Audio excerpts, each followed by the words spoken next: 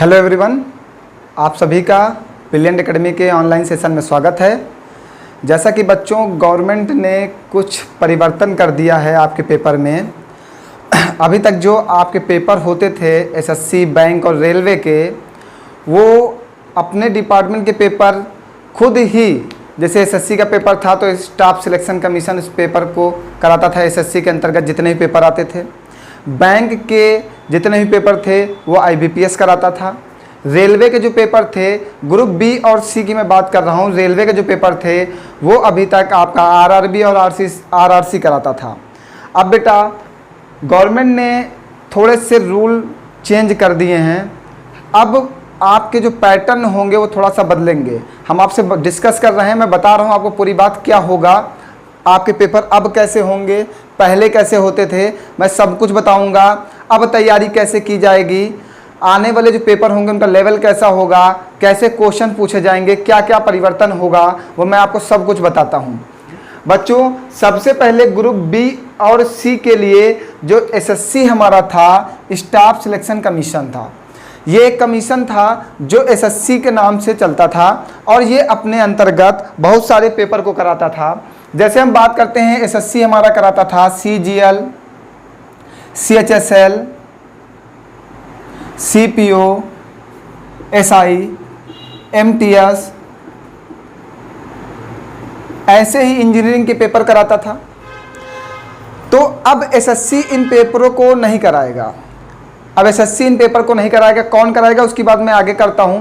मैं आपको बताता हूं कराता कौन। जैसे बैंक में हमारा जो आईबीपीएस था उसका फुल फॉर्म है institute of banking personal selection.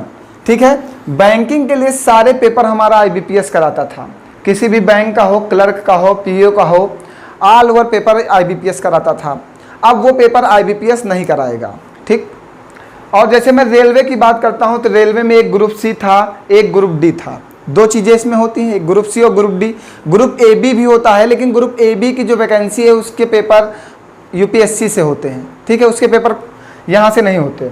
Group C और ग्रुप डी की मैं बात करता हूँ तो ग्रुप सी का जो पेपर कराता था वो आरआरबी कराता था। उसका नाम है रेलवे रिक्रूटमेंट बोर्ड। और जो ग्रुप डी की वैकेंसी कराता था वो आरआरसी है, रेलवे रिक्रूटमेंट सेल। ये दो चीज़ें हैं। ये वैकेंसी फुल करते थे, पेपर कराते थे।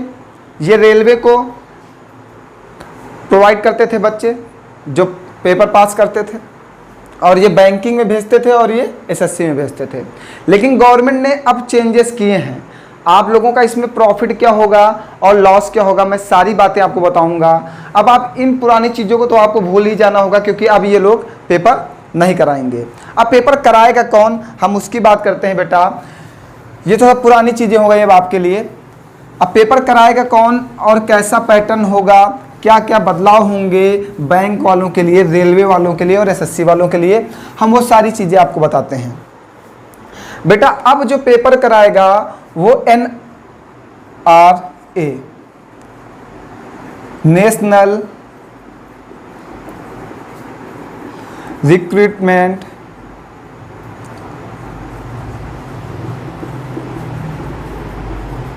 एजेंसी पेपर कराएगी। ये कैसे पेपर कराएगी? ये तो एक एजेंसी है जिसको पेपर कराने के लिए कहा गया है, लेकिन इसके अंतर्गत है क्या? एक आया है CET, कॉमन एलिजिबिलिटी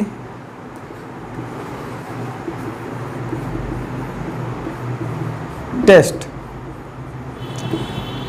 मीन्स जितने भी लोग हैं उन्हें CET का पेपर देना है, वो कॉमन एलिजिबिलिटी टेस्ट होगा। वो कराएगा कौन? वो NRA कराएगा। NRA को उसका ठेका दिया गया है कि आपको ये पेपर कराने हैं। NRA ने उसका नाम रखा CET, कॉमन एलिजिबिलिटी टेस्ट। इसमें किसके पेपर होंगे बेटा? इसमें एसएससी का पेपर होगा, बैंक का होगा, रेलवे का होगा। मीन्स पहले आप जो फॉर्म अलग अलग भरते थे पेपर देने के लिए, अब आपको अलग अलग फॉर्म भरने की आवश्यकता नहीं होगी। अब आपको सिर्फ एक फॉर्म भरना है CET का। सीईटी कराएगा क्या बेटा? सीईटी मेरा प्री का पेपर कराएगा, मेंस का पेपर सीईटी नहीं कराएगा। वो फिर अपने अपने डिपार्टमेंट के लोग अपना अपना पेपर मेंस का कराएंगे। सीईटी सिर्फ हमारा प्री कराएगा। इससे हमें प्रॉफिट क्या होगा बेटा, हम उसकी बात करते हैं। जैसे सीईटी जो है, इन्होंने बताया कि हम इन तीनों लोगों का प्री का पेपर कराएंगे। ये प्री का पेपर कराएंगे सीईटी वाले। सीईटी जो कॉमन एलिजिबिलिटी टेस्ट है, इसमें सबके लिए कॉमन होगा।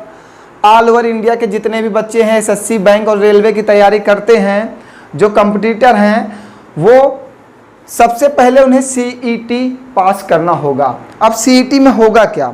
सीईटी ने बोला कि हम प्री कराएंगे, तो प्री जब वो कराएगा तो आपको प्रॉफिट क्या होगा और आपको लॉस क्या होगा, हम उसकी बात करते हैं।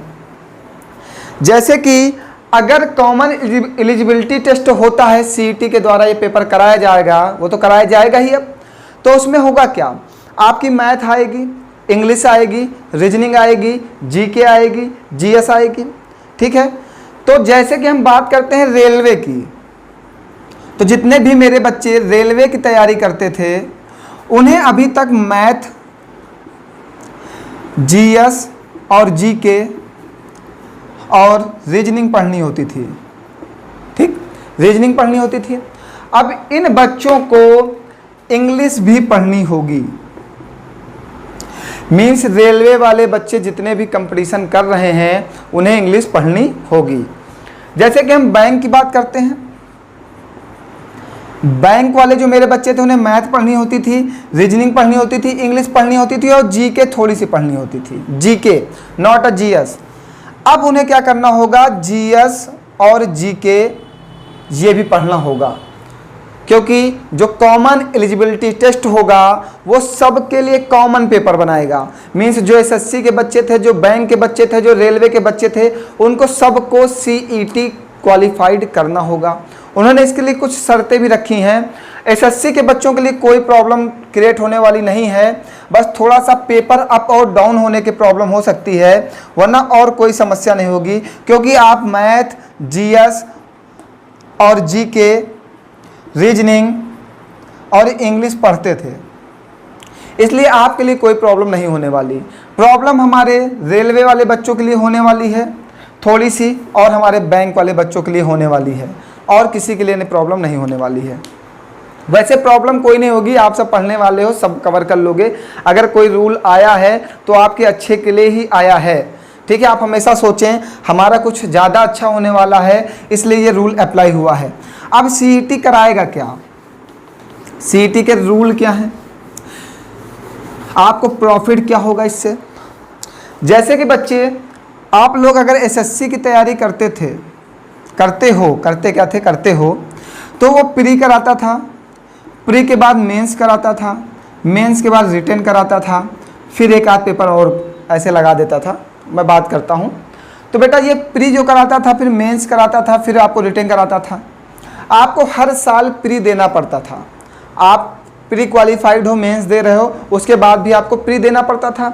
लेकिन अगर आप सीईटी क्वालिफाइड हो जाओगे तो आपको प्री बार बार नहीं देना होगा, क्योंकि सीईटी ने बताया है, जो कॉमन एलिजिबिलिटी टेस्ट है, एनआरए ने उसके लिए एक रूल रखा है कि आप 1 ईयर में सीईटी 2 टाइम्स दे सकते हो। एक साल में सीईटी कॉमन एलिजिबिलिटी टेस्ट का पेपर 2 बार होगा, ठीक।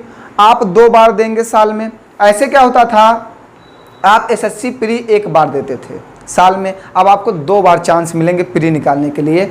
मीन्स ये जब 2 बार कराएगा तो बैंक वालों को भी 2 बार चांस मिलेंगे और रेलवे वालों को तो भी 2 बार चांस मिलेगा। और अगर आप पहली बार सीईटी क्वालिफाइड करते हो, उसके लिए कुछ अभी मैं बताता हूँ क्या होगा उसका नियम। सीईटी अगर आप क्वालिफाई करते हो तो उसके जो नंबर्स आपको मिलेंगे वो 3 ईयर तक मान्य होंगे। मतलब सीईटी आप पास करते हो तो आपको एक सर्टिफिकेट मिलेगा, जो सर्टिफिकेट होगा वो 3 साल के लिए वैलिड होगा, वैलिड फॉर 3 ईयर्स। 3 साल के लिए वो सर्टिफिकेट वैलिड होगा।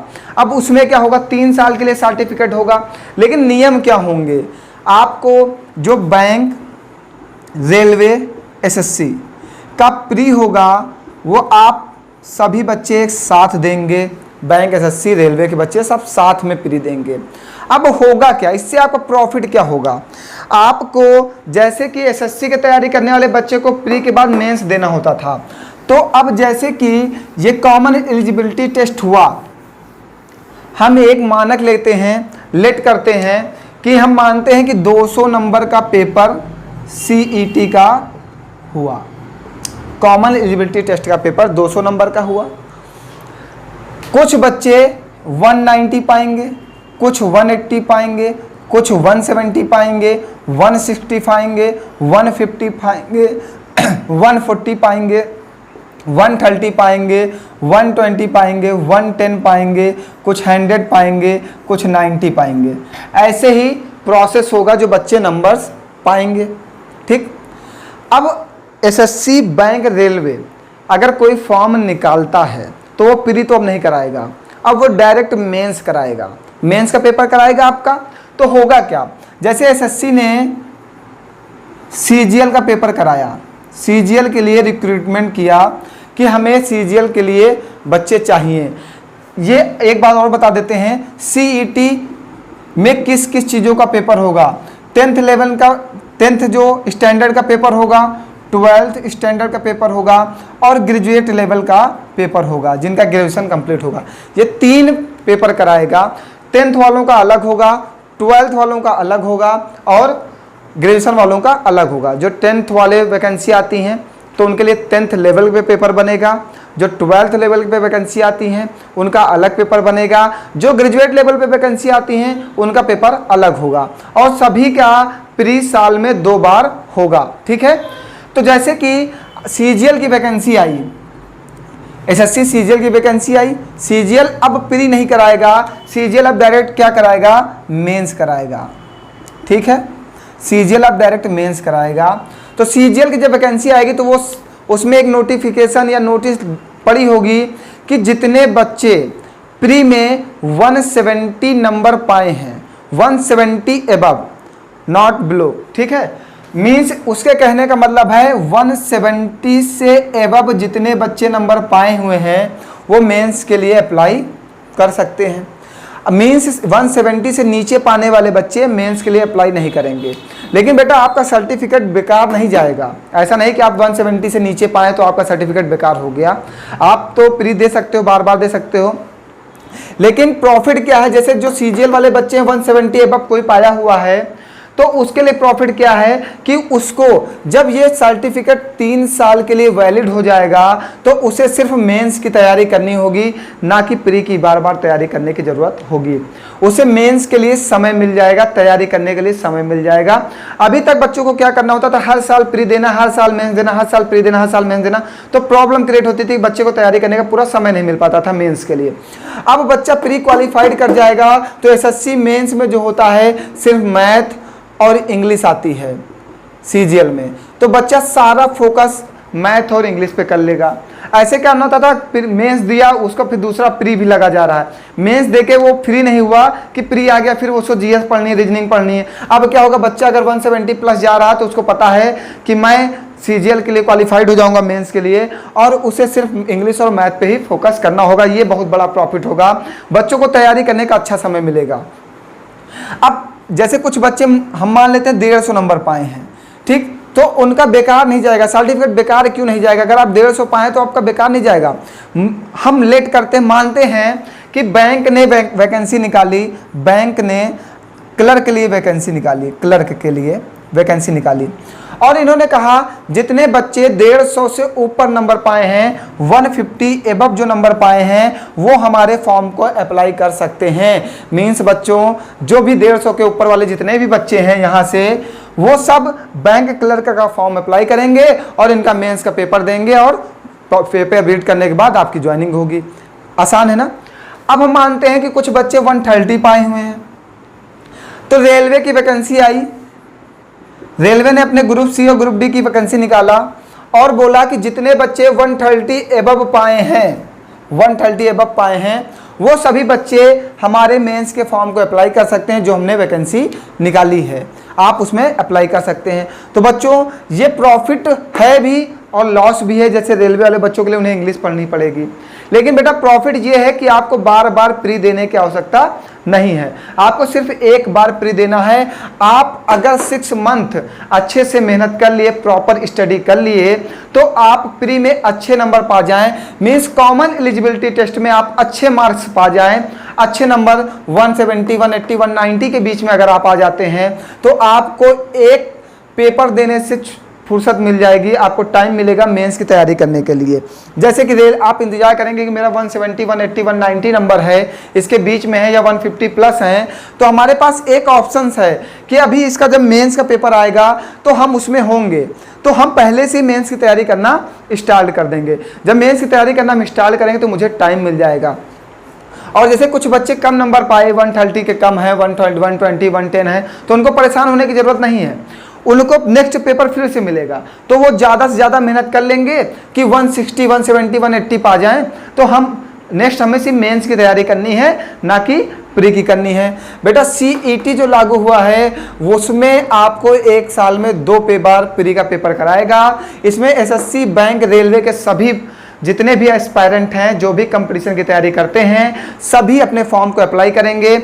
आपका प्रॉफिट ये भी है कि आपको एक टेंशन हो जाती थी कि सर हमने SSC का पेपर फॉर्म डाला हुआ, इसके साथ बैंक का भी प्री लग जाएगा इसी मंथ में, कहीं एक ही डेट ना लग जाए। तो अब आपके एक माइंड से एक टेंशन खत्म हो जाएगी कि आपका पेपर एक डेट में नहीं लगेगा, क्योंकि प्री एक बार होना और सबका एक साथ होना है, ये बहुत अच्छा है। दूसरी चीज़ आपका प्रॉफिट है कि आपका रेलवे की वैकेंसी आई 500 रुपये, SSC की वैकेंसी आई 100 रुपये, बैंक की वैकेंसी आई 1000 रुपये, ये आपको फीस पे करनी होती थी। तो अब आपको एक बार CET का फॉर्म अप्लाई करना है और जो इसकी फीस होगी वो हमें पे करनी है। हम ये फीस पे करने से बच जाएंगे, क्योंकि हमें सिर्फ एक बार फीस देनी है, ठीक है। तो आपका प्रॉफिट ये है कि आपका पैसे भी बच जाएंगे। दूसरी चीज़ NRA जो है हमारा, उन्होंने बताया है कि हम अपने सेंटर्स जो हैं, एग्जामिनेशन सेंटर्स हैं, उन्हें बढ़ाएंगे।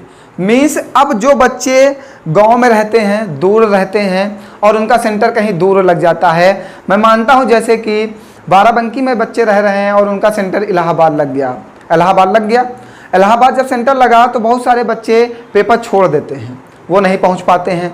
तो NRA ने कहा है कि हम सबकी सुविधाएं बढ़ाएंगे और पेपर उनके ही ज़िले में कराएंगे। तो ये बहुत अच्छी चीज़ है कि जो जहाँ पे जिस सिटी में रह रहे हैं उस सिटी में उनको सेंटर मिल जाएगा, और जो कम बच्चे पेपर दे पा रहे थे वो आप ज़्यादा से ज़्यादा बच्चे पेपर दे पाएंगे। ये बहुत अच्छी चीज़ है कि आपको पेपर देने के लिए बहुत दूर नहीं जाना होगा, आपके करीब में ही सेंटर होगा। जो गांव में रहने वाले बच्चे हैं वो भी अब पेपर दे पाएंगे। फॉर्म अप्लाई करते थे लेकिन बच्चे दूर सेंटर होने की वजह से छोड़ देते थे। अब आने वाले समय में हम ये भी आशा कर सकते हैं कि UPSSC जो है हमारा उत्तर प्रदेश का, वो भी कुछ ऐसी योजना लेके आने वाला है। ऐसी योजना लागू होगी तो बहुत सारे बच्चों का प्रॉफिट होगा, कुछ बच्चों का लॉस होगा। इसीलिए मैं हमेशा कहता था कि बच्चों इंग्लिश ज़रूर पढ़ो, लेकिन आप लोग नहीं पढ़ते थे, आप कहते थे मैं UPSSC की तैयारी करता हूँ। कुछ बच्चे कहते हैं सर जी मैं रेलवे की तैयारी कर रहा हूँ, मैं इंग्लिश क्यों पढ़ूँ। बेटा आज समझ में आया, मैं कहता था सिर्फ 1.5 साल बाद, मैंने एक बात आपकी क्लास में बताई थी कि बेटा 1.5 साल बाद आप समझ में आएगा कि सर क्यों कहते थे इंग्लिश पढ़ें। मैं हमेशा आप लोगों से क्लास में कहा इंग्लिश पढ़ें, लेकिन आप लोग कुछ बच्चे जो रेलवे की तैयारी करते थे इंग्लिश नहीं पढ़ते थे। अब आप समझ गए होंगे इंग्लिश पढ़ने के लिए मैं क्यों कहता था। अब आपको इंग्लिश पढ़नी होगी। अगर आप उसी टाइम से पढ़ रहे होते तो आज आपको ये टेंशन नहीं होती कि मैंने इंग्लिश नहीं आती। तो बेटा आप लोग पढ़ाई अच्छे लेवल पे करें, क्योंकि अब कंपटीशन बढ़ेगा, क्योंकि आपके साथ फाइट करने के लिए SSC वाले बच्चे, बैंक वाले बच्चे, रेलवे वाले बच्चे सभी एक साथ बैठोगे और सभी को एक तरह का पेपर मिलेगा, तो लेवल बढ़ेगा और मज़ा भी आएगा पेपर देने में। ऐसा नहीं है, मज़ा बहुत आएगा। अब पढ़ाई का लेवल बढ़ेगा और आप लोग मेहनत करेंगे जॉब के लिए। सारी बातें क्लियर हो रही बेटा। हमने आपको CET बता दिया, NRA बता दिया और सब कुछ बता दिया, क्या प्रॉफिट हैं क्या लॉस हैं। अगर और कोई भी आपको इन्फॉर्मेशन चाहिए हमसे तो हमारे नंबर पे, आपको नंबर हमने क्लास में दे दिया है, फर्स्ट क्लास, सेकंड क्लास, अभी इससे पहले वाली क्लास में मैंने आपको दिया है। आप उस पर मुझे मैसेज कर दें या कॉल करके कोई भी इन्फॉर्मेशन लेना चाहते हैं तो आप ले सकते हैं, हमारे व्हाट्सएप से ले सकते हैं। मैं कोशिश कर रहा हूं कि इसका पूरा डिटेल टाइप करवा के आपको PDF के रूप में अवेलेबल करा दें, जिससे कि आप भी समझ जाएं। वैसे मैंने पूरी बात क्लियर कर दी, इसके अलावा CET और कुछ नहीं, कोई बहुत बड़ी चीज़ नहीं है। बहुत सारे बच्चे परेशान थे कि CET लागू होगा तो क्या होगा, कैसे क्या करेंगे। कोई परेशानी नहीं बेटा, जो आप पढ़ रहे थे वही पढ़ना है। सिलेबस में बहुत बड़े चेंजेस नहीं आएंगे, सिर्फ थोड़े से कंटेंट बैंक से उठा लिया जाएगा, थोड़ा कंटेंट रेलवे से उठा लिया जाएगा, थोड़ा कंटेंट SSC से उठाया जाएगा। क्या मैथ जो थी, तो क्या मैथ में कोई परिवर्तन हो सकता है क्या? अगर A+B का whole square A² + B² + 2AB है तो वो बैंक भी पढ़ता है, वो रेलवे भी पढ़ता है, वो SSC भी पढ़ता है। अगर नाउन की डिफिनेशन जो SSC में पढ़ाई गई वही बैंक पढ़ेगा, वही रेलवे में पढ़ाया जाएगा। ठीक है। जो रीजनिंग थी, रीजनिंग में हम कह सकते हैं कि हाँ बैंक की लेवल की रीजनिंग थोड़ा सा परिवर्तन लाएगी हमारे SSC के लेवल में, क्योंकि SSC की रीजनिंग थोड़ी सी हम कह सकते हैं आसान थी, बैंक की रीजनिंग थोड़ा हार्ड होती है। लेकिन कोई प्रॉब्लम नहीं बेटा, रीजनिंग आसान होती है, हम लोग सीख लेंगे, कोई समस्या नहीं आने वाली है आपको। तो बच्चों, अगर कोई भी प्रॉब्लम होगी, कुछ भी आपको इसकी इन्फॉर्मेशन चाहिए तो आप मुझे कॉल या मैसेज करके पूछ सकते हैं। धन्यवाद बेटा। Thanks for watching. Like, comment, subscribe and share, and press the bell icon for more latest updates. If you have any query, you can join us WhatsApp, Telegram and Instagram.